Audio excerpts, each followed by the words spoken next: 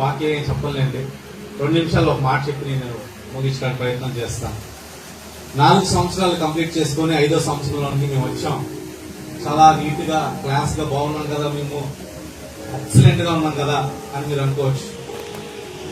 మందిరం స్టార్ట్ చేసి మందిరం కట్టి మొదటి ఆరాధన జరిగిన తర్వాత నా ఉద్యోగం పోయింది. ఏమైంది? ఉద్యోగం పోయింది. సరే, పోతే పోయింది. వెంటనే అనారోగ్యం, కీళ్ళవాతం. అదంట కీళ్ళవాతం మామూలు జబ్బు కాదు, మామూలు రోగం కాదు. అదేంటంటే మనలో ఉన్న యాంటీబాడీస్ మనకి శత్రువులు అయిపోతాయి. ఎవడో వచ్చాడు లోపలికి అని చెప్పి మనల్ని ఆడే కొడతా ఉంటాడు. 2 అదే అయిపోయింది. 3 కంప్లీట్ గా డిజాస్టర్ అనమాట. ఎక్కడికి వెళ్ళిపోయామంటే అప్పుల భూమికి తేలుతున్నాం.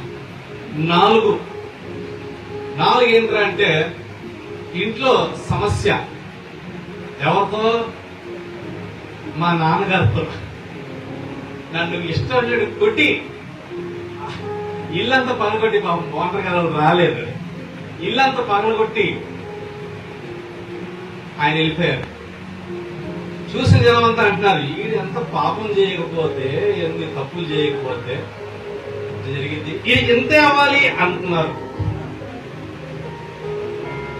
సేవలో అంటే నేను చాలా చిన్నవాడిని, ఎప్పుడు ఇది మాట చెప్తాను, నేను చాలా చిన్నవాడిని నేను. అయినప్పటికీ అనుభవాలు చాలా ఎక్కువ ఇచ్చాడు దేవుడు. ప్రభు నాకు చెప్తున్న మాట ఒకటే ఏంటంటే, అవమానించబడాలి, నిందించబడాలి, దూషించబడాలి, ద్వేషించబడాలి, అప్పుడే నీ పరిచర్య అభివృద్ధి చెందింది అన్నాడు. ఆ మాట చూసినప్పుడల్లా నాకు భలే సంతోషం అనిపిస్తుంది. అనండి రా అనుకుంటా. అయితే ఆ పాయింట్ ఆఫ్ వ్యూలో మళ్ళీ మా నాన్నగారు మంచంలో వచ్చేసారు. మంచంలోకి వచ్చేసినప్పుడు మళ్ళీ ఏమన్నారు అనుకుంటున్నారు? ఈయన వదలకుండా సాధిస్తున్నాడు ఆ నాన్నగారు అన్నారు. నేనేమన్నాను తెలుసా? మా నాన్నగారిని చూసుకోవడం అది నా బాధ్యత, నా ధన్యత. 45 రోజులు ఐసీయూ బయట నేను నిలబడి ఉన్నాను. ఇంత కష్ట పరిస్థితుల్లో ఒక్కొక్కసారి నాకే అనిపిస్తుంది, అసలు నేను ఎందుకు బతుకుతున్నాను. I was a bad son and I was a bad father and I was a bad husband. అసలు ఏ క్యారెక్టర్ తీసుకున్నా నేను బ్యాడే.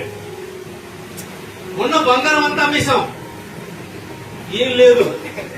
మరి ఎలా బతుకుతున్నావు? ఒక మాట నన్ను బతికిస్తుందండి. ఏంటో తెలుసా మాట? చాలా మంది కోపం వస్తే ఆ మాట చెప్తే, నిన్ను గొప్ప జనముగా చేసేదను అన్నాడు ప్రభు. ఎక్కడికి వెళ్ళామండి, నిన్ను గొప్ప జనముగా చేస్తాను, గొప్పగా జనంగా చేస్తాను అన్నప్పుడు ఆ వాక్యం చదువుకోవడం, ఈ ప్రాంతం చూడటం ఏముంది చెప్పండి? చుట్టుపక్కల ఏమని ఉందా? హౌ గాడ్, ఎలా ప్రభు, ఎలా అవుతాం తెలియదు, నాకు కూడా తెలియదు. ఎలా అవుతాం ప్రభు అన్నప్పుడు ఈ మాట చూపించాడు. అన్ని వాగ్దానాలు పెట్టాం, ఒక్క వాగ్దానం వచ్చి అక్కడ నిలబడింది. అదే ఇది, నేను నీతో చెప్పినది నెరవేర్చే వరకు నేను నిన్ను విడవను అన్నాడు. స్తోత్రం చెప్తారా? నేను చేసిన ఆయన వదలని అంటున్నాడు. తర్వాత 3 సంవత్సరాలు మట్టిలో ఉన్నాం. అయ్యగారికి తెలియదు నిజంగానే, ఇదే ఫస్ట్ టైం రావడం. సేవకులు అందరికీ తెలుసు. మా వాళ్ళు వైట్ డ్రెస్ వేసుకోవడానికి భయపడిపోయేవాళ్ళు. 3 సంవత్సరాల నుండి ప్రార్థన చేస్తే దేవుడు ఎవరిని పంపించాడు కదా సార్? నేను అడిగాను దేవుడి మీద, ఇది చెప్పాలి, మీ అందరికి తెలియాలి. నేను ఇంకా రూపాయి ఖర్చు పెట్టినాం. స్థలం కొట్టడానికైనా కడతానికైనా అప్పు చేసాం. అందరం అప్పు చేస్తాం. సంఘం అంతా అప్పుల్లో ఉందండి. మేము మొరపెడుతున్నాం, నేను చెయ్యం అనగానే వీళ్ళు వచ్చారు, వీళ్ళందరూ వచ్చారు. ఏమనుకున్నా? అదే నేను మంగళగిరిలో ఒక పెద్ద చర్చ్ కాలిపోయింది, అక్కడికి వెళ్ళాలని అనుకున్నానండి. ఇగో ఈయన కర్మ కర్త క్రియ అంతా లేదు. అయ్యగారు మా మనసు మారిపోయింది, ఇక్కడ కూర్చొని మా మనసు మారిపోయింది, అక్కడెక్కడ ఇది చేయడం, ఇక్కడ చేస్తామని చెప్పి బండలు వేపించి ఈ హైట్ లో గోడలు కట్టించారండి. స్తోత్రం చెప్తారా? రూపాయి ఖర్చు పెట్టలా. ఎవరు? నేను. సంఘం అంతా ఖర్చు పెట్టారు. అదైపోయింది తర్వాత మరి మిగతా కంప్లీట్ అవ్వాలిగా. ఇంకా మొరపెడుతున్నాం. మా పని ఏం లేదు, ఒకటే మొరపెట్టడమే. ఇక్కడ మేము మొరపెడుతుంటే యుఎస్ లో తెలిసాడు దేవుడు ద్వారాలు. చప్పట్లు కొడతారా? ఎక్కడ తెలిసాడు ద్వారాలు? యుఎస్ లో తెలిసాడు. అది మా మేనమామ గారి పెద్ద కుమారుడు యుఎస్ లో జాబ్ చేస్తాడు. ఆయన ఫోన్ చేసి, బావా నీది ఎక్కడ పెంచోలు పేట, ఎక్కడనున్నా నేనెక్కడున్నాను, నాకు ఏంటి ఇది ప్రేరణ అన్నాడు. దేవుడు అలాగే మాట్లాడతాడు వంశీ. ఇదంతా ఇలా అవడానికి 2 లక్షలు, ఇది సగం నుంచి 2 లక్షలు ఖర్చు పెట్టాడండి. ఇస్తారా ఎవరైనా? ఎంత చుట్టాలైనా, ఎంత బంధువులైనా, తెలిసిన వాళ్ళైనా ఇస్తారా? కానీ దేవుడు గొప్ప కార్యం మన సంఘం మీద జరిగించాడు. ఏది ఆమె ఏదో ఒక చెల్లి, ఇందు చెల్లి దాతలు లేకపోయినా అంటే నేను నవ్వుకున్నాను. ఏ దాతలు లేకపోంటదేంటి? ఎవరు వస్తారు అంటే దేవుడు తలుచుకుంటే ఎవరితోనైనా సహాయం చేయగలడు, సమర్థుడు. మనకి ఈ సంఘంలో, ఈ చర్చికి ఒక పేరు ఉంది, ఏంటో తెలుసా? అందరి సంఘాలు విశ్వాసులు కడితే మీ మందిరాన్ని సేవకులు కట్టారయ్యా అని ఒక పేరు తీసుకొచ్చాడు దేవుడు. ఎందుకంటే నేను అలిపి కూర్చున్నాను కదా, నేను కట్టినా ఇంకా రూపాయి కూడా నేను పెట్టను అన్నా. నువ్వు పెట్టేది ఏంటి రా, అది నా పని అన్నాడు. ఎంత చేతి కూర్చున్నాడు. కాబట్టి మీ అందరికీ మరొకసారి నా హృదయపూర్వక వందనాలు తెలియజేస్తున్నాం. మేము నడుస్తున్నామంటే అది ఓన్లీ బై గాడ్స్ థాట్, అంతే. అంత తప్ప ఇంకేం లేదు. చిన్న పిల్లోడి దగ్గర నుంచి పెద్దల వరకు మా సంఘంలో కష్టపడతారండి. ఇవాళ నా మైండ్ పోయి పని చేశారు చెప్పి నేను ముగించేస్తాను.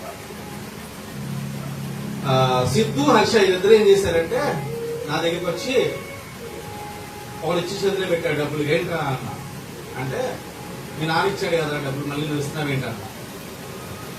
మీటింగ్ కోసం మామయ్య సరే అయిపోయింది కదా అనుకుంటే ఇంకోటి వచ్చాడు, రెండోడు. ఆడొచ్చి ఆడి చేతిలో పెట్టాడు. ఏంట్రా అంటే, మీటింగ్ కోసం. భారం ఎక్కడ దాకా పెట్టాడంటే ప్రభు చిన్న పిల్లల నుంచి ముసలి వరకు పెట్టాడండి. రాత్రి కాల సమయంలో నిన్న సాయంత్రం అది అక్కడ కూర్చున్నాడే మార్కంలో చేయొద్దన్నాను. ఆయన నువ్వు పక్క తప్పుకో, నీకు అసలు ఎక్కేమో మాత్రం, నువ్వు బకెట్ కూడా లేపలేవు అని నన్ను పక్కన పెట్టి అక్కడి నుంచి ఇక్కడ గుమ్మంలో నుంచి ఇక్కడ దాకా డ్రమ్ము బకెట్ తీసుకొచ్చి డ్రమ్ము నింపాడండి. స్తోత్రం చేస్తారా? ఆయన దీన్ని ఈ చుట్టుపక్కల దేని అనుకోడు. దేవుడు ఏం చేయాలనుకుంటున్నాడో అది ఖచ్చితంగా చేస్తాడు. నేను ఒకటే నమ్మా, ప్రభా పిలిచిన వాడు నువ్వు నమ్మదగిన వాడు. ఒక సేవకుడు ఇలా అన్నాడు. నాకే బ్యాక్గ్రౌండ్ లేదండి, నిజంగా చెప్తున్నా. ఉన్న ఒకే నా సేవకుడు బాబురావు అన్న చాలా ఎర్లీగా వెళ్ళిపోయాడు. ఆ తర్వాత నేను చాలా ట్రై చేశా, ఎవరు నా ఆత్మీయ తండ్రి, ఎవరు నా ఆత్మీయ తండ్రి అంటే దేవుడు అన్నా నువ్వే ఆత్మీయ తండ్రి, నీకు ఇంకొకరు లేడన్నాడు. ఫలానా నేను అనుకుంటుంటే అది తేడా పడిపోతుంది. అందుకే నేను అనుకోవడం మానేశాను. కాబట్టి దేవుడిని మళ్ళీ విడిచిపెట్టేవాడు కాదు. అయితే మరి ప్రభు గొప్ప కార్యాలు మా అందరి ఎడల జరిగించున్నాడు. ఇందులో మీ అందరిది ప్రతి ఒక్కరి ఇన్వాల్వ్మెంట్ ఉంది. కాబట్టి మరొకసారి మీ అందరికీ నా హృదయపూర్వక వందనాలు తెలియజేస్తున్నాను. వడ్డేశ్వరం నుంచి వచ్చిన వారికి, పెజ్జంపేట నుంచి వచ్చిన వారికి, హైదరాబాద్ నుంచి కూడా వచ్చారు. నాకు భలే ఆశ్చర్యం ఇచ్చింది. నిజంగా చాలా సంతోషపడ్డాను నేను. ఏడు మనం పిలిస్తే రావాలా, కానీ చాలా దూరం నుంచి చాలా మంది వచ్చారు. మీ అందరికీ మరొకసారి నా హృదయపూర్వక వందనాలు తెలియజేస్తున్నాను. మా మామయ్య గారు ఉన్నారు, ఒక రెండు నిమిషాలు మాట చెప్పి ముగిస్తారు. ఆయన ఇంకొక గొప్ప కార్యం దేవుడు ఏం చేశాడంటే, మరి మా మామయ్య కొడుకు వంశీ చెప్తున్నాను మాయ, తను ఒక ప్రేయర్ రిక్వెస్ట్ ఇచ్చాడు. బాబా గర్భఫలం వస్తుంది కానీ నిలబడట్లేదు, కొంచెం ప్రార్థన చేయండి అన్నాడు.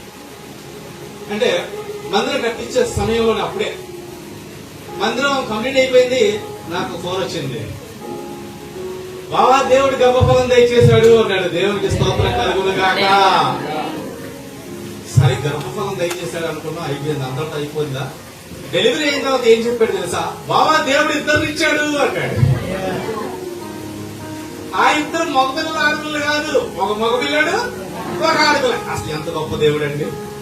ఆయన నమ్మాడు. ఏం నమ్మాడంటే, నేను నా దేవుని పనికి సహాయం చేస్తున్నాను, దేవుడు నాకు కార్యం చేస్తాడన్నాడు. నమ్మాడు. దేవుడు అద్భుతమైన కార్యం చేశాడు. అయితే ఇంకొక ప్రేయర్ రిక్వెస్ట్ ఉంది. వాళ్ళు ప్రీ మెచ్యూర్ బేబీస్ గా వాళ్ళు జన్మించారు. ఇంకొక 1 month ఉండాల్సి వస్తుందంట. ఇంకొక 1 మంత్ వాళ్ళు ఆ బాక్స్ లో ఉండాల్సి వస్తుంది. ఆ ఇద్దరు శిశువులను బట్టి మీరు ప్రార్థనలో జ్ఞాపకం చేసుకోండి. ప్రభునందు పడ్డ ప్రయాస వ్యర్థము కాదు, కానేరదు, కానివ్వడు. మరి దేవుడు మనందరినీ దీవించును గాక. ఒక 2 నిమిషాలు మా మామయ్య గారు